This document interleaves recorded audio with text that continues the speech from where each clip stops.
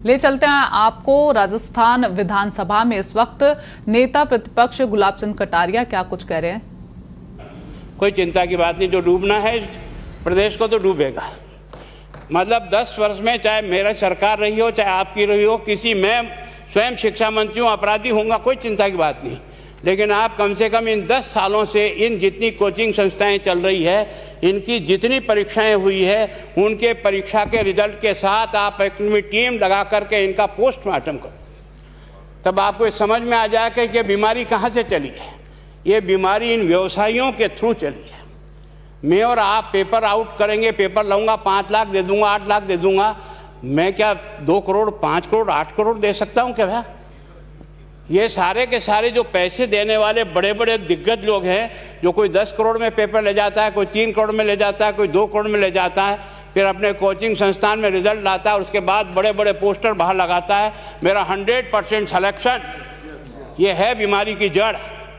अगर मार करना चाहते हो तो यहाँ करो, तब तो जा कर के इसको कोई रोक सकोगे। बाकी से केवल मन को संतुष्ट करने का काम करो तो ये राजस्थान के उस गरीब बच्चे के साथ न्याय नहीं होगा, जो बड़ी मुश्किल से पढ़ता है, अपने घर में बूढ़े माँ बाप को भूखे मार के पढ़ता है और उसके बाद परीक्षा के लिए जाता है, रोता हुआ घर लौटता है।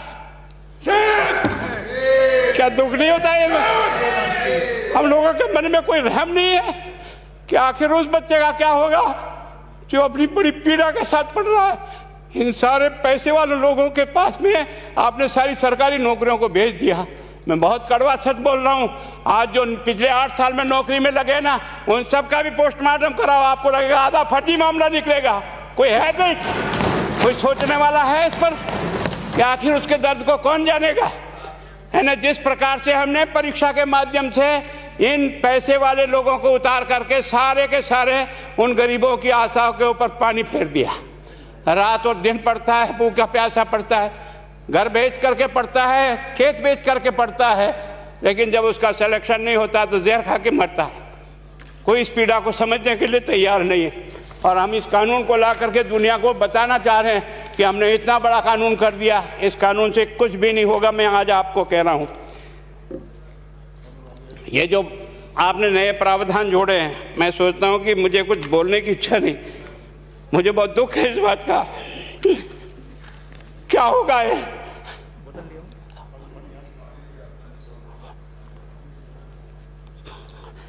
किस तरह की गैंग पालनी है उन्हें? पानी पिला दो, है ना। मैं उस दिन भी पूछा था कि मैंने कहा ये शिक्षा संकुल पे है, जिन लोगों को ड्यूटी पे लगाया, इसको लगाने वाला दोषी कौन है, जिसके कारण से पेपर जो है ना काट करके निकाल दिया।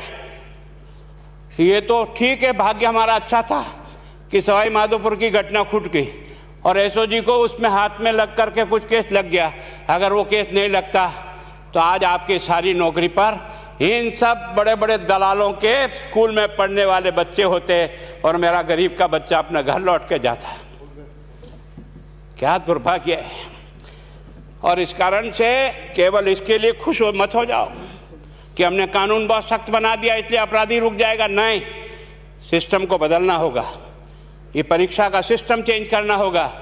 मैं सोचता हूँ कि क्या हम इतने अक्लमंद बैठे हैं, क्या इस व्यवस्था को चेंज नहीं कर सकते? क्या एक ही पेपर हर राजस्थान में 20 लाख बच्चों को दिया जाए? क्या इसका कोई ऑल्टरनेट नहीं हो सकता? इसका ऑल्टरनेट सोचना चाहिए कि हम परीक्षा को टुकड़े टुकड़ों में कैसे कर सकते हैं। जिले के अनुसार पेपर नहीं, एक नहीं हम 25 पेपर बना सकते हैं। कौन से सेंटर पर कौन सा पेपर जाएगा कोई तय नहीं करेगा कौन सा जाएगा, और हम जो इच्छा होगी उस सेंटर पे वो पेपर भेजेंगे। और ये जितने भी प्राइवेट कॉलेजों में आपने सेंटर बना रखे उनको बंद करो, इनको तुरंत बंद करिए एक ऑर्डर से। जितने भी सरकारी विद्यालय है और सरकारी नौकर ही एग्जामिनर बनेगा और एग्जामिनेशन करेगा, तब तो आप इसको बचा पाओगे। ताकि आप और मैं कितने भी कानून बदल कर दें, आपका वो जांच करेगा, आपका वो अधिकारी आएगा।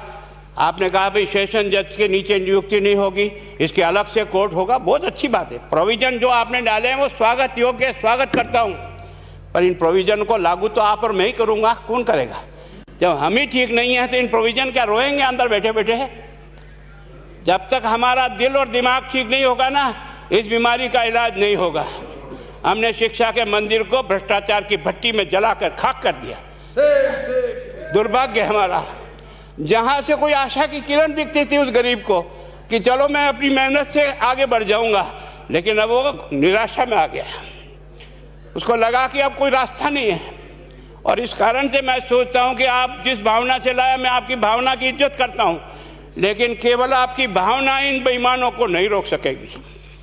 इसको रोकने के लिए हमको सिस्टम को बदल करके और तुरंत उस पर ध्यान करना चाहिए। कानून 302 का बना हुआ है, क्या मर्डर रुक गए? आप भी जान रहे हो, रोज के रोज पोक्सो कोर्ट में आजीवन कारावास हो रहा, क्या व्यभिचार रुक गया है? अपराधी को दंड मिल सकता है, अपराध बंद नहीं हो सकता है। अपराध बंद करने के लिए जो सिस्टम होते हैं उस सिस्टम में चलो। एकमात्र इस देश में भ्रष्टाचार की भट्टी में देश जल रहा था, केवल और केवल एक तरह से प्रत्येक व्यक्ति का खाता खुलवाकर देश के प्रधानमंत्री में सारा का सारा बेनिफिट उसका सीधा खाते में डाला। बेईमानों को चोट लगी नहीं लगी, उस तरफ अपना दिमाग बचाओ, उस तरफ अपना दिमाग लगाओ। किस बीमारी का इलाज कहाँ है और कैसे हो, इस बारे में चिंता करने की कोशिश करो। मैं कई बार इधर सीकर और इधर गया तो मैं सोचता हूँ कोचिंग संस्थान की बिल्डिंग देंगे ना तो टोपी गिर जाए नीचे से। क्या चीज़ है यार, भगवान ने क्या लक्ष्मी वहीं बरसाई है। और जो बाकी संस्थाएं, उसका कारण यह है कि हमने अपनी दुकान को इतनी कमज़ोर कर दी है कि जहाँ बच्चे अच्छी तरह से शिक्षा लेकर के हम जैसे गरीब पढ़ करके यहाँ आ गए, अब वो रास्ते नहीं हैं। और इस कारण से मेरी बहुत विनम्र प्रार्थना है, इस बीमारी का इलाज चाहिए बच्चे को, कानून से नहीं होगा, कानून के अलावा होगा, और उसमें आप करें। धन्यवाद। Thank you. माननीय मंत्री महोदय।